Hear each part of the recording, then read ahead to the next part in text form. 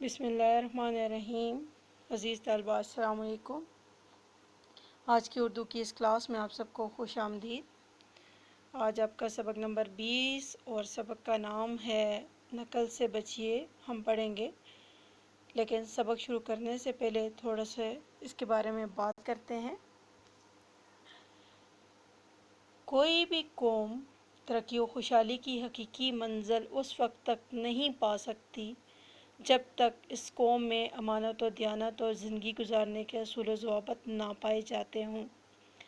جس طرح ہمارے معاشرہ میں کئی طرح کی برائیاں اور طرح طرح کی غیر قانونی حرکات کا رواج چل رہا ہے، اسی طرح نقل بھی ہے۔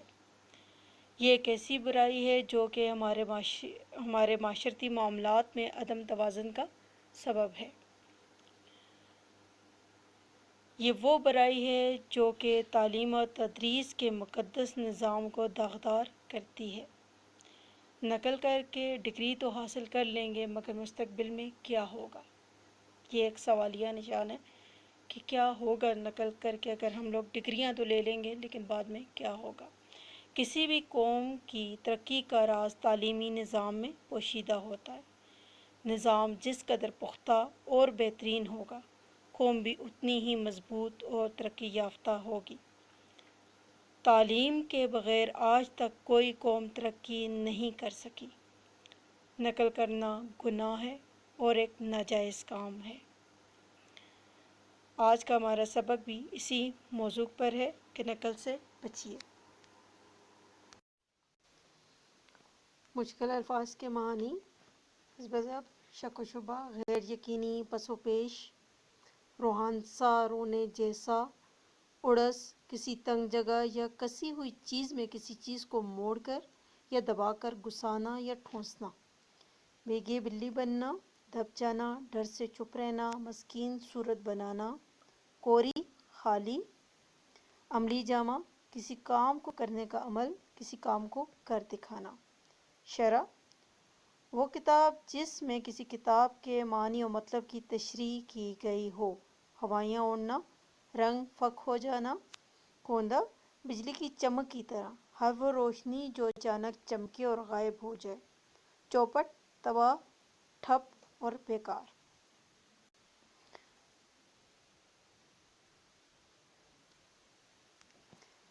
ریحان اور ناصر ایک ہی اسکول میں 7ویں جماعت کے طالب علم تھے۔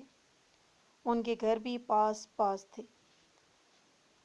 دونوں ساتھ اسکول جاتے اور اکٹھے واپس آتے۔ شام کو دونوں گھر کے قریب میدان میں کھیلنے چلے جاتے، پھر گھر آ کر صرف اسکول کا کام کرتے، مگر امتحانات کے لیے کوئی تیاری نہ کرتے، بلکہ باقی وقت مختلف تفریحات اور کمپیوٹر کے کھیل کھیلنے جیسے فضول کاموں میں ضائع کر دیتے۔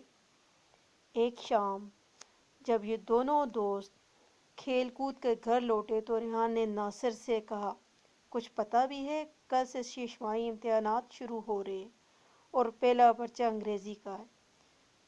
یار امتحان ہی ہے نا، دے دیں گے، پریشانی کیسی؟ ناصر نے انتہائی اطمینان سے جواب دیا۔ بھئی کس طرح دیں گے؟ ریحان نے تذبذب سے پوچھا۔ ہم لوگوں نے تو امتحان کی بالکل بھی تیاری نہیں کی۔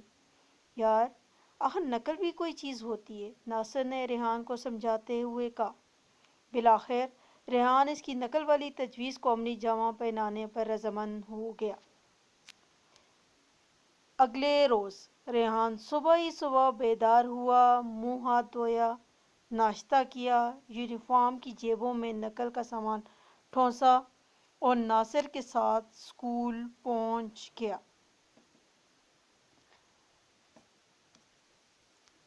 تھوڑی دیر بعد پرچہ ملنے والا تھا۔ پرچہ ہاتھ میں آیا تو ریحان کے ہاتھ کانپ رہے تھے، دل زور زور سے دھڑک رہا تھا، پسینے چھوٹ رہے تھے۔ پہلے سوال پر نظر پڑی، جواب یاد نہیں تھا۔ دوسرا سوال دیکھا، اس کا جواب بھی نہیں آتا تھا۔ تیسرا دیکھا، چوتھا، پانچواں، چھٹا، کچھ بھی تو نہیں آتا تھا۔ ریحان روحانسا ہو گیا۔ ناصر اگلی سیٹ پر بیٹھا تھا۔ ریحان نے اس کو ہلکے سے پکارا، یار ناصر کچھ بھی نہیں آ رہا، بہت ڈر لگ رہا ہے۔ ڈرو مت، شرح نکالا اور شروع ہو جاؤ، ناصر نے جھنجھلاتے ہوئے کہا۔ ریحان نے سامنے کی طرف دیکھا۔ استاد صاحب باہر کی طرف منہ کر کے کھڑے تھے۔ موقع اچھا تھا۔ ریحان نے جیب میں ہاتھ ڈالا، شرح نکالی، پہلا سوال ڈھونڈنا شروع کیا۔ ڈھونڈنے میں 15 منٹ لگ گئے۔ آخرکار مل ہی گیا۔ جلدی جلدی لکھنا شروع کر دیا، لیکن ہاتھ ساتھ نہیں دے رہے تھے، ورنہ یہی اگر زبانی یاد ہوتا تو نہ جانے کب کا مکمل ہو چکا ہوتا۔ جیسے تیسے ابھی آدھا صفحہ اتارا تھا کہ استاد صاحب کے قدموں کی آہٹ نے چونکا دیا۔ وہ چکر لگا رہے تھے۔ چلتا ہوا قلم رک گیا، خوف غالب آ گیا۔ جلدی سے شرح کو پتلون کا پائنچہ اٹھا کر جراب میں اڑس لیا۔ استاد صاحب آدھے گھنٹے تک چکر لگاتے رہے۔ وقت گزرتا جا رہا تھا اور دل بے قابو ہو رہا تھا۔ اب یہ خیال آ رہا تھا کہ کاش تھوڑا بہت یاد کر لیا ہوتا تو یہ وقت نہ دیکھنا پڑتا۔ بالآخر استاد صاحب جا کر کرسی پر بیٹھ گئے۔ ریحان نے سکھ کا سانس لیا۔ ریحان نے پھر شرح نکالی اور صفحہ تلاش کرنے لگا جس میں سے نقل کر رہا تھا۔ بہت دیر بعد وہ صفحہ ملا اور ریحان نے پھر لکھنا شروع کر دیا۔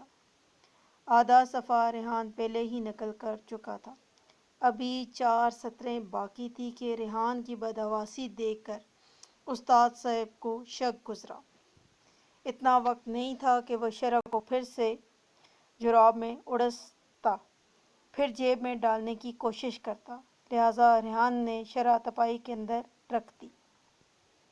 استاد صاحب ریحان کے قریب آ گئے۔ ریحان کی ٹانگیں کانپنے لگیں۔ جو کچھ بھی ہے سب باہر نکال دیں، ورنہ میں خود تلاشی لوں گا، استاد صاحب نے سختی سے کہا۔ تلاشی کا نام سن کر ریحان کے چہرے پر ہوائیاں اڑنے لگیں اور بے اختیار آنسو بہہ نکلے۔ استاد صاحب کا شک یقین میں بدل گیا۔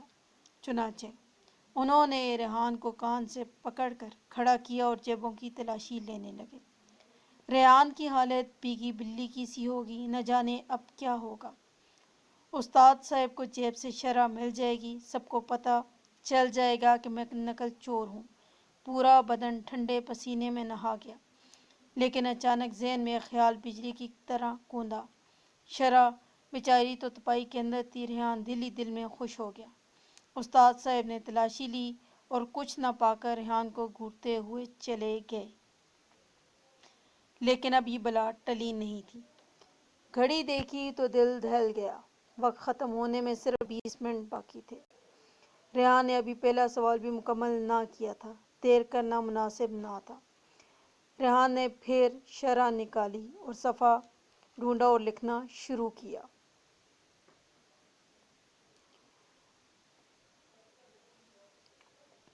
اچانک اس کی نظر صفحہ نمبر پر پڑی۔ یہ کیا؟ یہ تو صفحہ ہی بدل چکا تھا۔ دماغ میں سیٹیاں سی بجنے لگیں۔ آنکھوں کے سامنے اندھیرا چھا گیا۔ صرف 5 منٹ باقی ہیں، جی ہاں صرف 5 منٹ۔ استاد صاحب کی آواز کانوں سے ٹکرائی۔ ریحان نے کاپی کھول کر دیکھی تو پوری کاپی کوری تھی، سوائے ایک سوال کے جو اس نے پورے وقت میں لکھا تھا، اور وہ بھی غلط۔ استاد صاحب کو کاپی دینے کے بعد جب ریحان امتحان گاہ سے باہر نکلا تو ناصر نے ریحان سے پوچھا، یار تمہارا پرچہ کیسا ہوا؟ بالکل چوپٹ، صرف ایک سوال حل کیا اور وہ بھی غلط، ریحان نے جواب دیا۔ اور تمہارا؟ ریحان نے پوچھا۔ ناصر نے جواب دیا، اس طرف بھی یہی حال ہے۔ امتحان کی تیاری تو دونوں دوستوں نے کی نہیں تھی، اس لیے انہوں نے بقیہ سارے پرچے بھی اسی طرح دیے۔